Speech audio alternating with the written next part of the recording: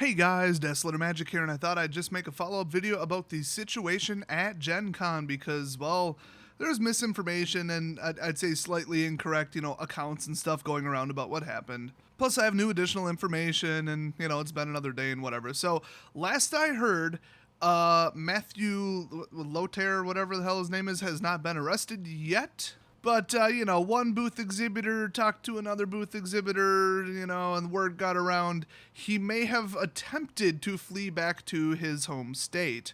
It's still debated, and I can see both sides of it, whether or not that will cause additional charges. The way I understand it, it would, but they don't usually tack it on unless it's like super egregious and you're like really, really wanted for like multiple things. Basically, if the court wants to really throw the book at you, they'll add in, oh, and you cross state lines to get away from, a crime that you committed. But the people saying, oh, well, if he makes it to the state, he can't be arrested because nobody will bother to go after him because then it's a federal thing. No. I don't even care to explain all the reasons why, but no, that's not how that works. That cowardly piece of shit could be in Canada and he'd get his ass shipped back here. And I shouldn't even give these people the time of day, but there have been like 3 people saying, oh, it's all set up, it's fake, it was all staged, it never happened, Jeremy's lying, it's a scam to make money, and blah, blah, blah, blah, blah. Okay, yeah, great question, everything wonderful, but you conspiracy theory nuts are just idiots. I mean, just do 1 minute of research and, oh, look, there's a police report. Matt has made no public statement at all. In fact, he deleted all of his social media. There's like 5 to 10 witnesses all on file. One of them came up to Jeremy on a live stream randomly, was just like, hey, I'll talk to the police about what I saw. I mean, no, this is not a manufactured event. You're an idiot. I mean, look at the broken window. Of course it happened. Like, literally nobody is saying that it didn't happen except for a couple dumbasses. So shut up with all that nonsense. Oh, and while we're dispelling just stupidity, anybody saying, oh, Jeremy deserved it, oh, he brought it on himself, he provoked people. No, not at all. Not in general, and especially not in this specific circumstance. That is idiotic. Like, I piss people off. There are people who really don't like me. Good, that's how I operate my channel. I hate those people. I'm pissing them off on purpose. Oh, you don't think anybody in the world should own guns? Cool story, bro. Maybe you're on the wrong channel. Sometimes people need guns. Grow the hell up. But oh no, I disagree with what a person is saying.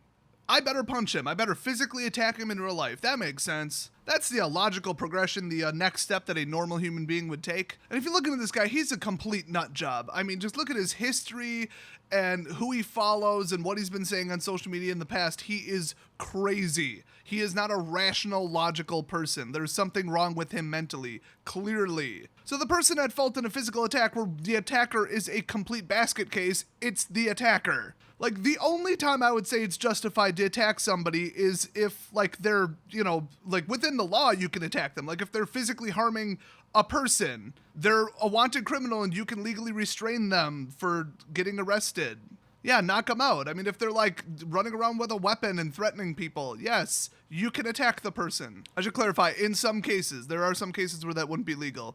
There is an obligation to flee if you don't feel like anybody else is in harm, and it's a whole thing. But then some states have stand your ground. Okay, I'm not gonna get into it. So no, nobody deserves this. I mean, I'd say it would be even debatable and borderline if somebody was like, I am actively saying that members of this group, this race, this religion, this skin color should be killed. Like, that's my thing. We need to round them up and kill them all. Would I go up to a person like that and punch them just due to what they're doing to society and they're inciting violence? I mean, not really, because at that point they should just be arrested because that is illegal. Like, let the police and the law do their job, and anything short of that, you don't have any legal right to go punch them. So basically nobody deserves some kind of physical attack for any reason ever. And the whole, oh, well, he was drunk, who cares? If you use that as an excuse, it's probably because you're a problem drinker, aka alcoholic. Because it's not an excuse. Remember the old PSA? If you're not in control, who is? Who's responsible for you? Is it still you? Yeah, legally it is, so don't drink that much if you're gonna act like an idiot. So let's get into the legal side of all this crap. That's an area I'm a bit more knowledgeable in. And oh, did you hear that? It's the sound of everybody in the comments section suddenly passing the bar exam and getting their law degree. I'll just warn you right now, if you start talking out your ass and posting false statements, I'm just gonna delete them. Like, it's illegal to carry a weapon into a bar in Indiana. No, it's not. So let's start with that one. No, it's not. Actually, I guess I kind of covered that one. In Wisconsin, you can get a concealed carry permit as of a couple years ago. I have one. Pretty sure Jeremy has one. Link in the description to when me and Jeremy did a live collaborative video at a gun show. So the law in Wisconsin, and everybody's just assuming that it's the same in Indiana. I'm too lazy to look it up, but other people have told me that it's correct. or that Wisconsin concealed carry permit holders have the same law because that's where they got their permit. I don't think that's quite correct. I don't think that's how full faith and credit works. Also, that clause doesn't apply to concealed carry permits. It's completely optional, not universal, enforced by the federal system. But basically, it comes down to you can have a gun on you in a bar as long as you're not drinking. And we're talking a blood alcohol level of 0. If it's 0.0000001, you cannot have a weapon on you. So anyone saying, oh, you can have one drink, no, there is no legal limit for carrying a gun. It's not .04 or 08 or any of that. It's 0. Not a problem for me. I don't drink alcohol. Although I will say when I'm the DD with my friends, I'll drink like a sugar-free Monster followed by like 4 Virgin Marys, and I'm probably going to be the first one throwing up. So Indiana honors Wisconsin concealed carry permits, which, like, for example, Illinois doesn't. So could someone, Jeremy or someone else, have legally had a weapon on them? Yes, if they were drinking absolutely 0 alcohol. Which, if you're traveling and working and lots of people hate you and you're surrounded in a dark bar with strangers, probably don't drink. By the way, all of this is under the assumption, and people have told me this, that Indiana's laws are exactly the same as Wisconsin's, because all of this is based on the laws in Wisconsin, and everybody's just telling me that they're exactly the same in Indiana. So could he have been legally carrying a gun? Yes and no. So I always have a pistol and some more fun toys on me at a bar. So by the way, in case you didn't catch it from the last video, I don't remember if I said it or not, this guy has a women's studies degree. He has a degree in women's studies, and he is a male, and I believe always was. He's also married to a female from what I heard. And when a female tried to break up the fight and just be like, hey, can you stop punching this guy? Tried to intervene, he punched her too, or hit her, shoved her, something like that. So there goes that gender studies degree. Legit, if I find out what college he got it at, I'm going to write him a letter and they're going to revoke it. But hey, this women's studies degree guy just punched a woman in a bar fight and attacked somebody for political reasons. Can you maybe save face before I send this to the media? Oh, they're going to send him a ripped up copy of his diploma, trust me. So yeah, I really hate this guy. He is almost definitely back in New Haven, Connecticut, where his home and his business are. He is the owner and operator of Elm City Games there, which is a local gaming store that holds Magic events, board game stuff, and all that. So if you see him anywhere around there, please do report him to the police. In fact, speaking of that, anybody who is directly responsible for him getting arrested, which, don't go up to him and tackle him, although I don't know, maybe that's legal in Connecticut, look it up. But regardless, I'd prefer that you, call the police. He is a martial artist. Although I guarantee I could take him when he's drunk. I mean, nobody fights when they're drunk properly. That defies the laws of biology and physics. Anyway, if you are responsible for him getting arrested, I'm sure Jeremy would send you some cool stuff, but I will personally send you in the mail the most expensive Magic card that I own. Don't get too excited, this is me we're talking about, although I will say this is almost one of a kind. It is absurdly rare, and its price would basically be whatever somebody's willing to pay for it, because it is completely priceless. People in a misprint buying group would lose their shit if they saw this. I sent a picture to Perp, and he just about had a heart attack. So if you can prove, or the police report or whatever, Jeremy, someone, that you caught him somewhere and got him arrested, it's yours. All I'm going to say is it's a misprinted promotional card. And I don't mean F&M promo. Hell, if you get him caught, I'll send you just about anything you want in the damn mail. Quick reminder though, it is not legal to send golden retrievers in the mail, so just don't even start. This guy's just an absolute douchebag. He's also, by the way, a justice of the peace, and you can hire him to marry you. That's random and not weird at all. So let's get back into the legal crap of this. Is Gen Con liable? No, it didn't happen on their premises. Even if it did, the only way you could sue them or get them in trouble or make them pay you any kind of liability, anything, is if they knew ahead of time that something was going to happen. If this guy sent threats to them, they ignored them, and then let him in and he attacked someone. Then they would be in and out of court same day liable. That's not even messing around liable. There ain't no gray area on that. Now, the funny thing is there's rumors, because remember, he privated his Twitter, that he tweeted something on social media about, oh, if anybody disagrees with Anita Sarkeesian or says something bad about them, I'm going to punch them. He literally said that word for word, according to accounts I'm hearing. That's totally unconfirmed, but multiple people have said that. So if Gen Con never saw it, I mean, they're under no obligation to background check or investigate every single attendee. I mean, yeah, he had a booth there, so maybe, but that's such a long shot. Now, Gen Con burying information about people mentioning it, asking questions about it, that's their prerogative. They can do whatever they want. Refusing to cooperate with efforts to find him, not technically illegal as far as I can tell. The only thing that they would be liable for at this point, and not even liable, not even like this is a civil case, like someone would get arrested for doing this. It would be obstruction, interfering with an investigation, whatever. If they said, this never happened, it's a lie, don't look for this person. Because that's a false statement, it's putting people in harm, it's interfering with the investigation, interfering with like an active warrant, and it might even be abetting. I mean, it's how hard does the judge want to throw the book at them? Because a lot of this stuff is up for interpretation. So the fact that nobody knows where this guy is, and it's been like a day and a half, something like that, and he hasn't shown up to the booth. The other staff members working the booth, which by the way is promoting some new game he's making, was making. The only thing you're going to be making now, Matthew, is payments. What kind of ballpoint pens do they allow in prisons? I don't remember. Somebody send him some, because he's got to write the checks out. So nobody knows where he is, and Gen Con is under no obligation legally to send out an alert and try to help catch him or something. Now, if they think, okay, dangerous person and he's an exhibitor here, that alone is enough to think that he might re-enter the building.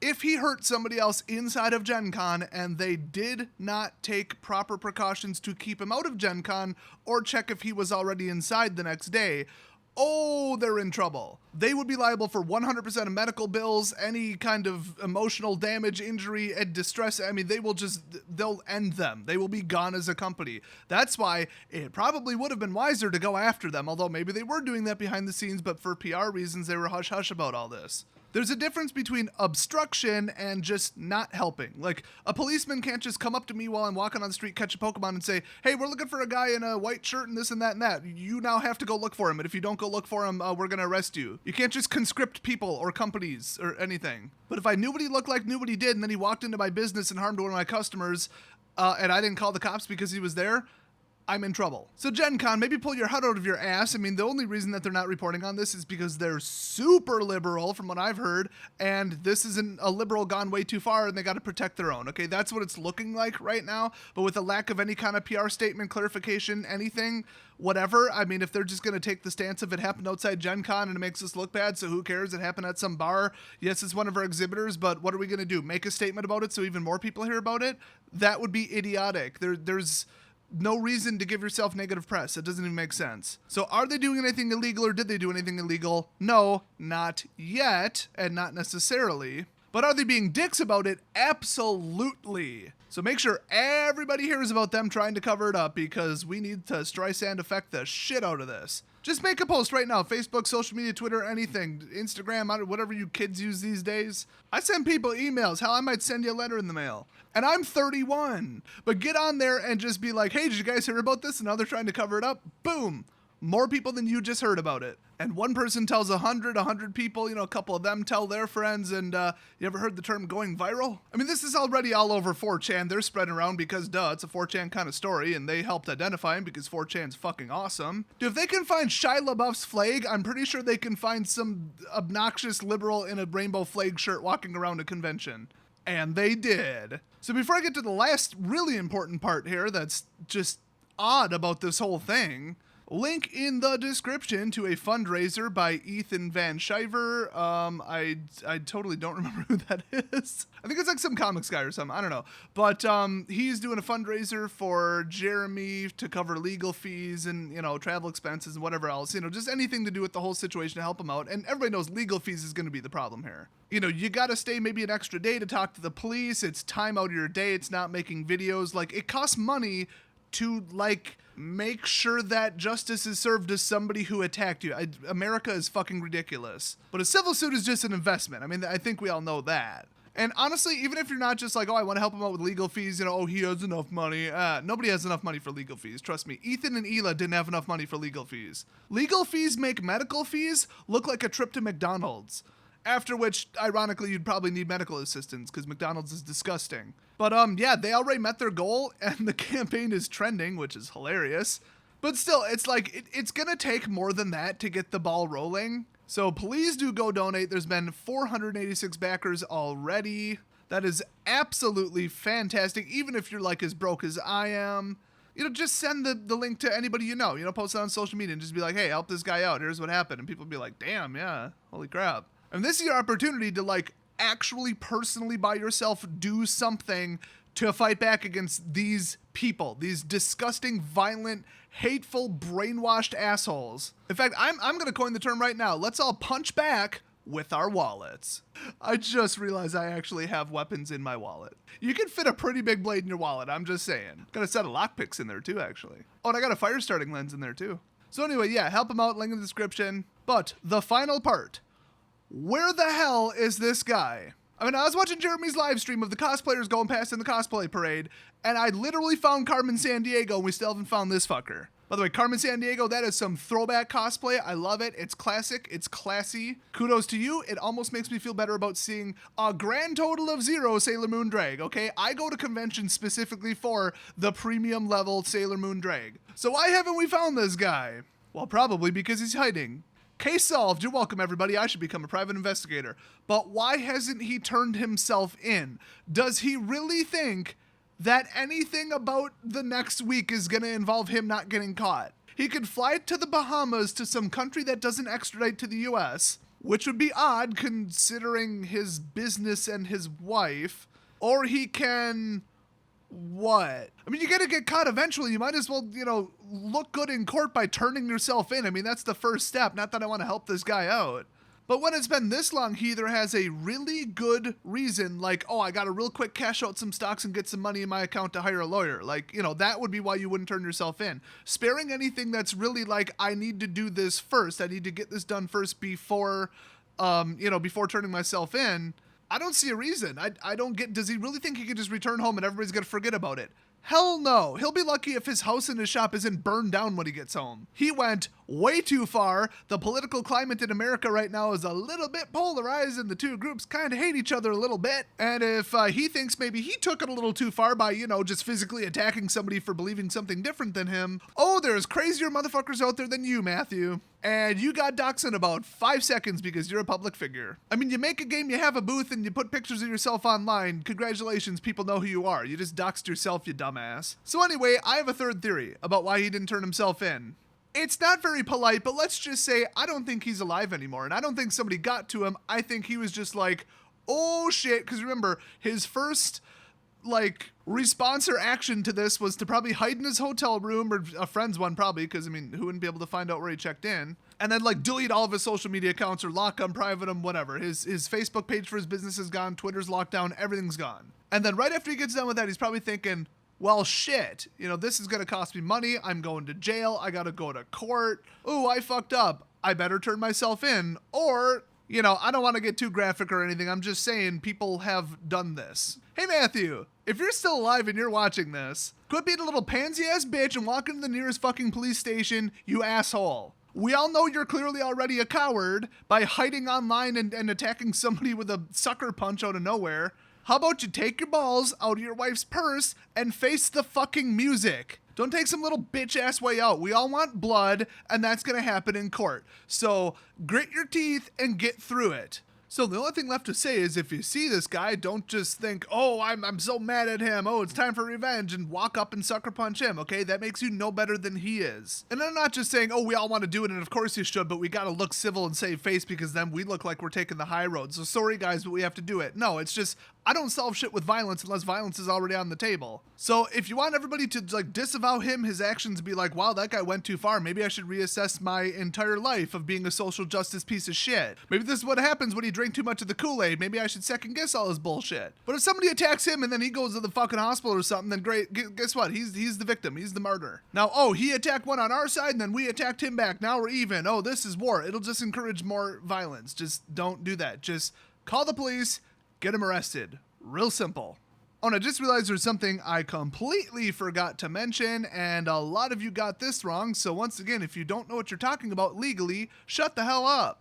If somebody who is that big and that strong and that trained in martial arts and that pissed off who's already attacked another person punches a woman, a smaller person, a disabled person, an old person, and anything that looks like, quote, grievous bodily harm or injury or psychological, I mean, they basically mean sexual assault by the last one. Like any kind of attack that would leave lasting damage, serious injury, disability, potential loss of life, anything that basically would result in the trip to the hospital or endangering the person significantly, you can use lethal force to stop it. So yes, me saying I'd put a bullet in his fucking head after he punched a woman is exactly what I would do, because one punch could kill a woman. I don't mean that to like degrade women. I'm just saying like they tend to be smaller and have less muscle because that's how biology works, and testosterone and chromosomes, and just anybody saying otherwise is a fucking moron. So unless this was like a female athlete or something, I don't think that you could say, oh no, she could take a punch as much as a 6'5" man. It's just not fucking true. It's not true. It's not a fun day in court trying to say, oh, well, I thought she was in danger for her life, or I thought she was already grievously injured or about to be. But you get a good enough lawyer and you're in the right. It's not that hard to win in court if you're in the right. It just depends what kind of gun-phobic, libtard asshole judge you get. I mean, one who knows the laws or one that's going to put his personal politics first. His or her, by the way.